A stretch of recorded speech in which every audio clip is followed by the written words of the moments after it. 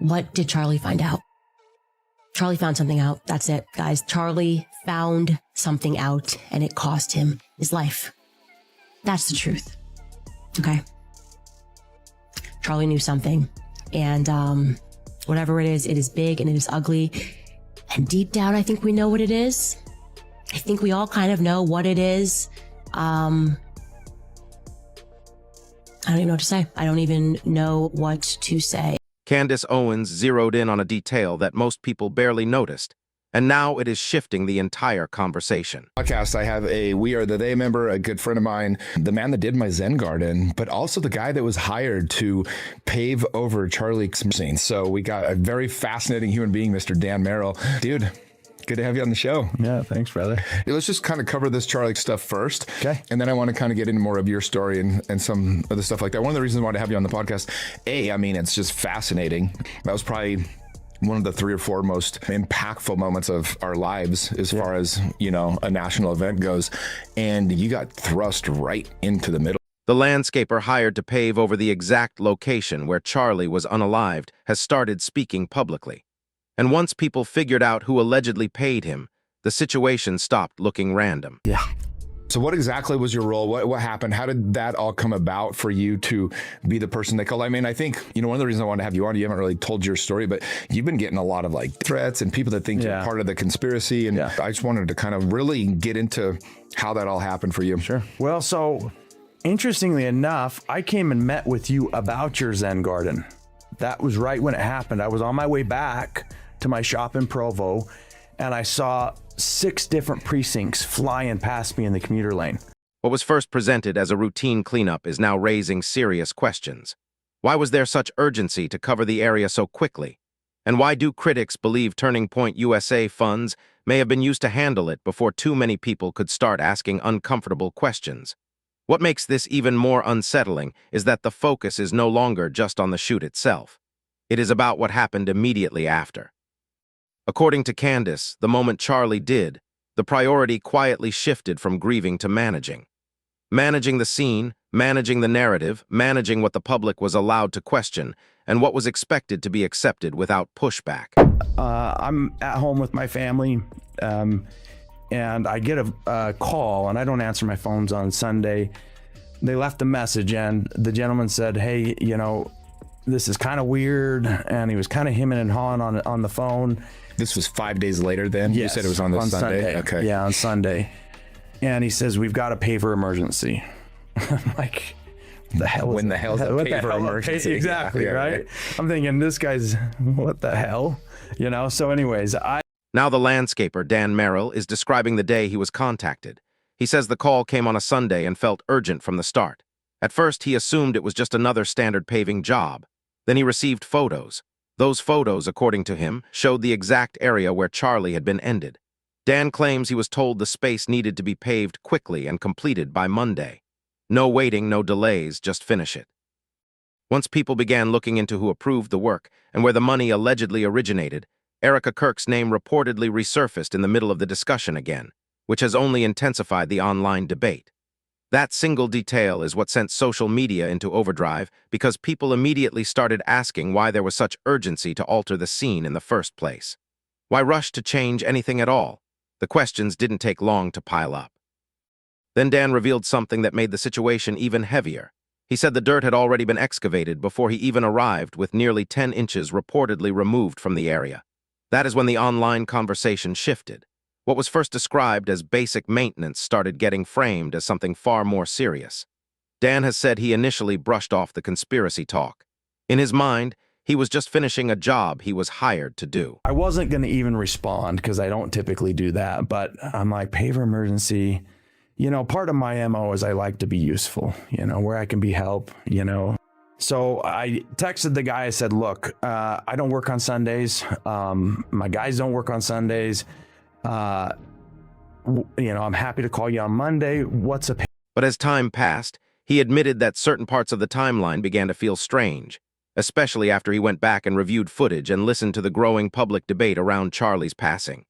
This is where Candace Owens stepped in and pushed the conversation further. She did not just question the cleanup itself. She focused on the timing, the speed, the silence, and the perception that people close to Charlie seemed more focused on pushing ahead than pausing to address the harder questions. That shift is what placed Erika Kirk under a brighter spotlight. For months, Candace has openly questioned Erika's behavior in the aftermath. Not only the memorial appearances or speeches, but the way major decisions appeared to unfold almost immediately. Critics argue there was no visible retreat from public life, no extended silence. Instead, Erika reportedly stepped into leadership roles, public engagements, organizational control, and internal restructuring within Turning Point USA at a rapid pace. Of employees a few days ago, or at the end of, I guess, last week, you could say. What did you hear about that purge? I heard there were 30 to 40 people purged, that they were looking for the leak. They knew there are leaks out of TPUSA. They are terrified of these leaks because of what TPUSA has been up to. And rather than try to be an honest organization, it's just let's get rid of all the people we think might be disclosing that we're a dishonest organization. As people noticed that transition, older allegations began resurfacing as well. One of the most talked about leaked audio that allegedly referenced merchandise and branding tied to Charlie's name only days after the tragedy. Some critics described the timing as unsettling. Others defended it as necessary from a business standpoint. Either way, the conversation only grew louder. But when you line that up next to the rushed cleanup allegations, the whole situation starts to feel less like coincidence and more like a pattern. Then the memorial controversy hit. Critics accused Erika of approving a recreation of the tent where Charlie was unalive during Amfest. Supporters defended it as a tribute meant to honor him. Others, though, said it looked staged, especially when merchandise booths and photo opportunities were reportedly built into the setup. That is when the optics became part of the story. According to Candace, this is the bigger pattern people keep overlooking. Every time public questions begin stacking up, the focus seems to shift toward presentation, branding, and controlling the narrative. Instead of slowing down to address concerns directly, the spotlight moves to image management. That is why the paving story gained so much traction. It was not just about concrete. It became symbolic.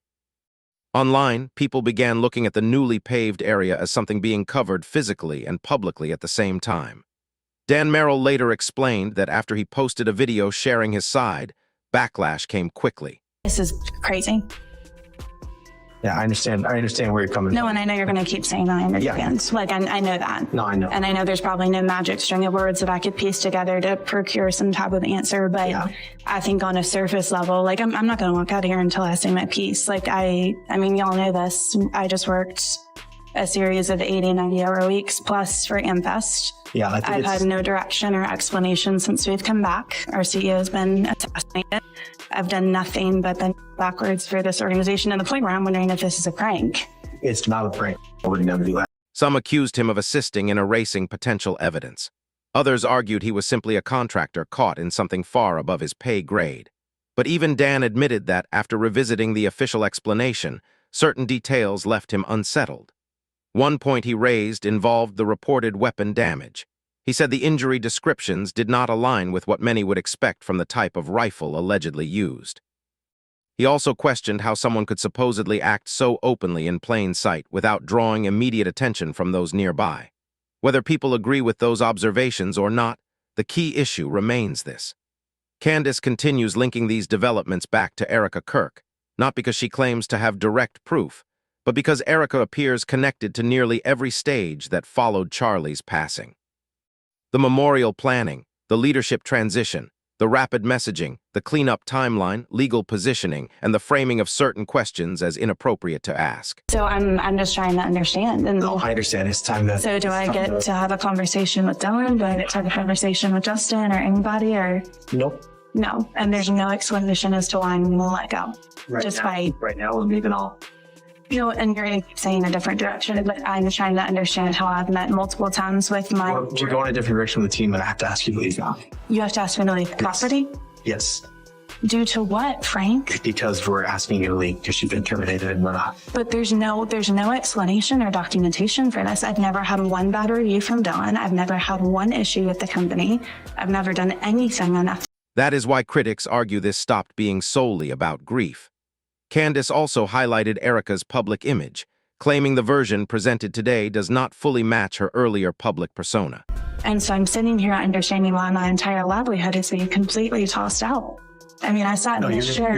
you're gonna do great things. No, and I You're plan likely to. I don't think you're likely to being tossed out. I think you're very successful. Well, my paycheck every other week is being tossed out, Frank, with absolutely no warning whatsoever. I understand. At this time, it's time for you to.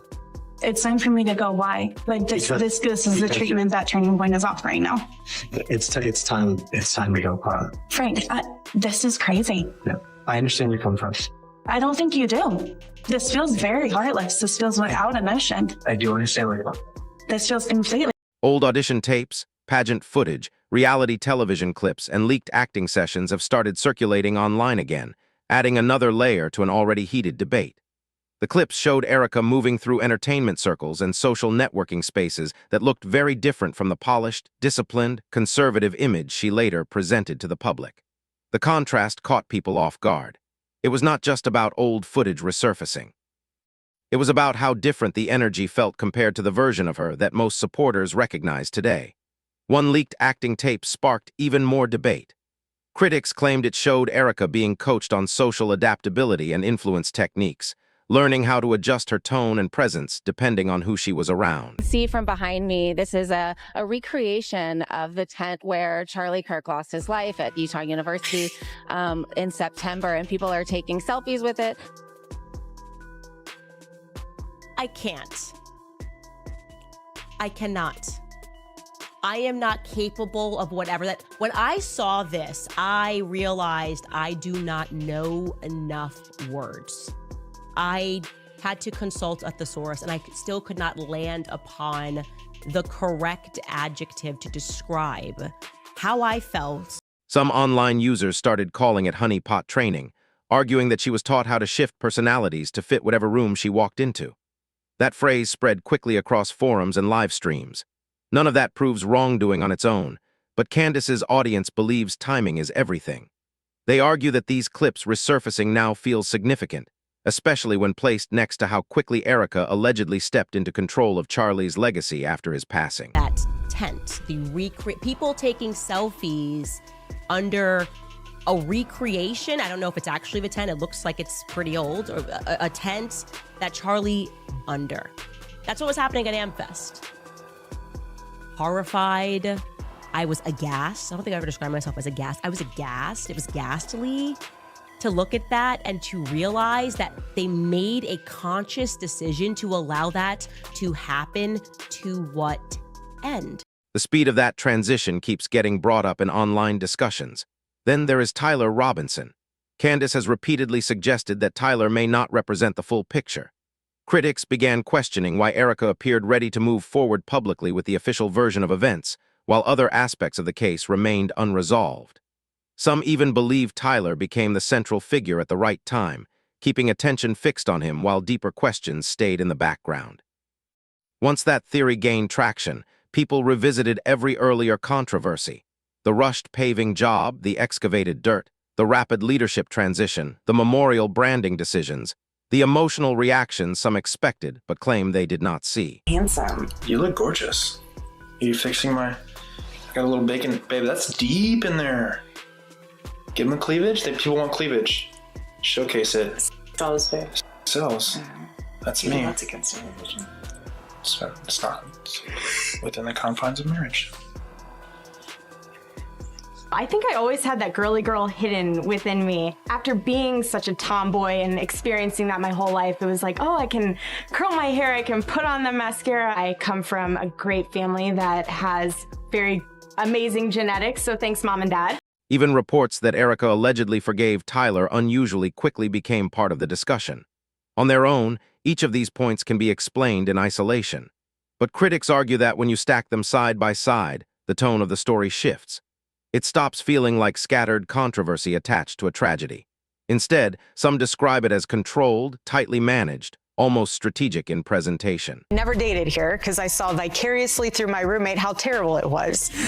Somehow getting drinks was the replacement of having coffee and breakfast. I personally would rather have coffee or brunch with someone than going, I don't drink. I find it unproductive, not because I'm holier than whatever. I just don't operate that way. But I always thought it was very strange how she would go to drinks with one guy and then go to dinner with another. So it goes too far. twofold here. So if you're expecting to marry someone that I was blessed with, like a Charlie, you have to be the type of woman that will attract a Charlie. Are you going to church? Are you going to Bible? Candace continues pushing one central claim throughout her commentary. She suggests that Erika may not simply be reacting to events as they unfold. According to that theory, she could have been guiding the direction of the public narrative from the very beginning. That is why the paving allegations resonated so strongly online. If Turning Point USA funds were truly used to rapidly alter Charlie crime scene, then the debate shifts. It is no longer about whether the cleanup occurred. It becomes about why it moved so quickly, who authorized it, and what questions might have been prevented from surfacing. Give him.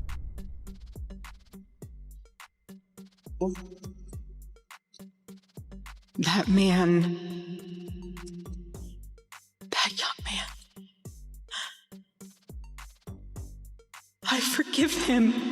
One online user put it bluntly. He found out Erika was his handler. Another wrote, "I believe everything Candace says unless it's purely opinions-based." Then a different critic questioned what they called Erika's grief tour, asking, why have this big ceremony and not just his family and closest friends? Why make his end a social media event? The comment sections have turned into a battlefield of opinions. Another user said, "The paving over the crime scene was the biggest red flag to me of the entire Charlie assassination." And someone else added, "Never in history has a crime scene been legally covered up before any investigation was conducted." Whether those claims are accurate or emotional reactions, they show how deeply suspicious some corners of the internet have become. The bigger question people keep circling back to is simple. Who benefited from the public moving on quickly? Who gained stability, control, or protection while attention shifted away from unanswered questions? As the layers keep stacking, it becomes harder for critics to ignore what they see as a troubling pattern. Some are now asking whether the cleanup was ever just maintenance, whether the memorial production, the branding rollout, the fast leadership transition, and the coordinated messaging were all about locking in one version of events before anyone could seriously challenge it. That is the theory being debated online. And if Erika Kirk truly has nothing to hide, critics ask why so many details only surface after leaked footage, audio clips, or older recordings connected to her past begin circulating. Now I want to hear from you. Drop your thoughts in the comments below. Do you think this is all coincidence, or does the timeline raise real concerns? Make sure you like this video, subscribe to the Fame Spot channel, and share it with someone who needs to see this breakdown. I will see you in the next one.